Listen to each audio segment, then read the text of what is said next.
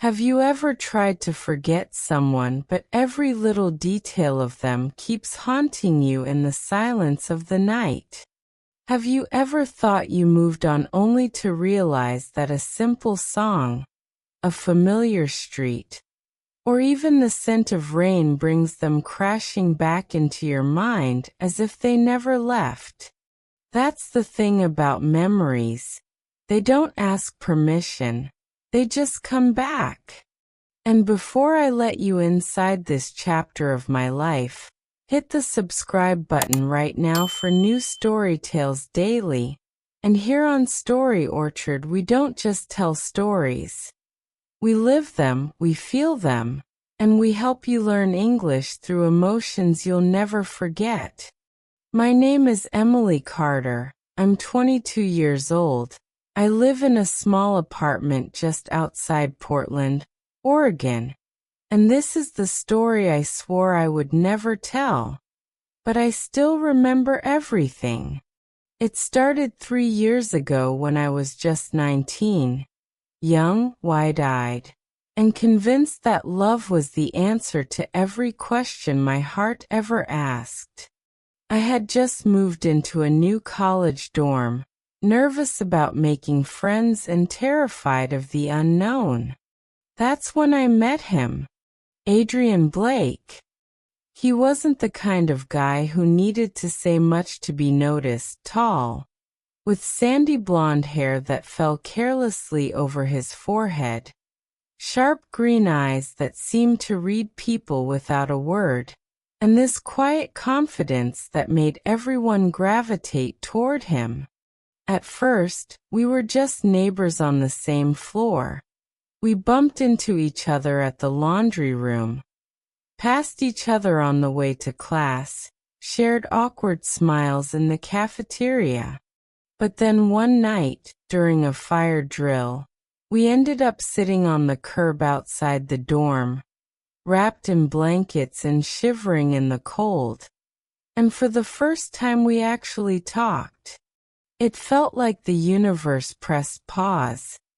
Like suddenly we weren't two strangers anymore, but two souls recognizing each other after a long time apart. He told me he was studying architecture, that he loved sketching buildings no one else noticed, and that he hated small talk but loved midnight conversations.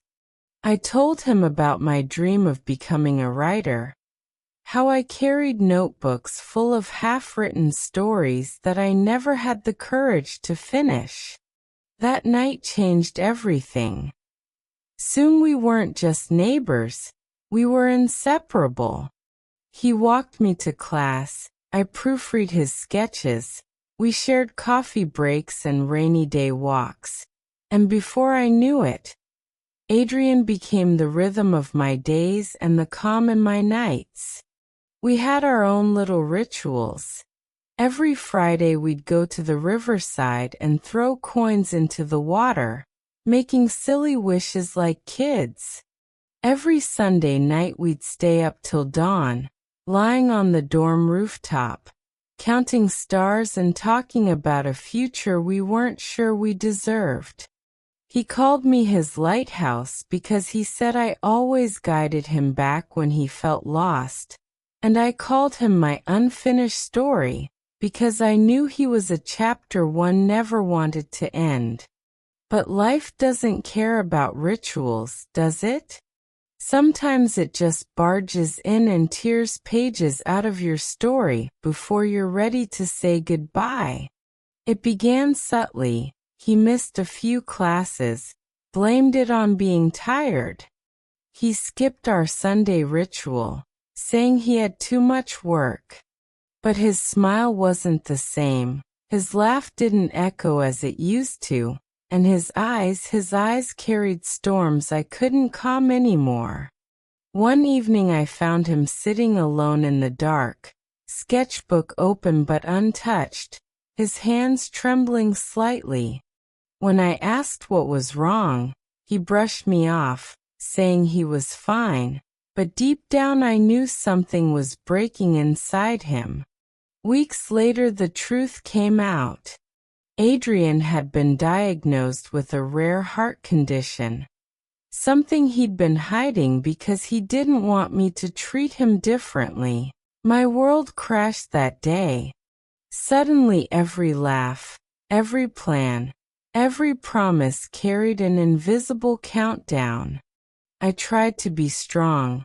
I promised him I wouldn't cry, that we'd face it together. But in the quiet of my room I broke down, over and over. We still had our moments though, late night drives with music too loud, our silly Friday wishes by the river, our whispered secrets under the stars. But each moment was fragile, precious, as if it could vanish at any second. And then it did. One stormy night, I got a call that no one ever wants to answer. Adrian had collapsed during a presentation and was rushed to the hospital. I ran through the rain, my chest burning, my hands shaking, praying harder than I ever had before. But when I reached him, lying pale on that hospital bed, machines beeping around him, I knew I was watching my lighthouse fade. His last words weren't dramatic, they weren't poetic, but they were everything. He looked at me and whispered, "Don't stop writing. Finish your story." And just like that, the boy who was my everything became a memory I carry like a scar on my soul. People told me to move on, to forget, to live again. But how do you forget the one person who taught you how to live in the first place?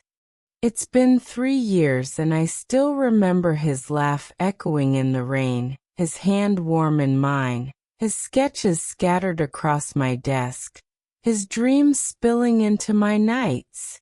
I still remember his voice telling me to keep writing, so I do. Every night, I write. My words bleed with his memory. My stories carry his presence. And though he's gone, Adrian Blake lives in every page I finish. That's the thing about love. It doesn't die with the person. It lingers, it breathes. It waits in the silence until you listen. And tonight, as I share this with you, I want you to know, it's okay to still remember. It's okay to hurt. But it's never okay to stop living. Because sometimes remembering is the bravest way to keep someone alive.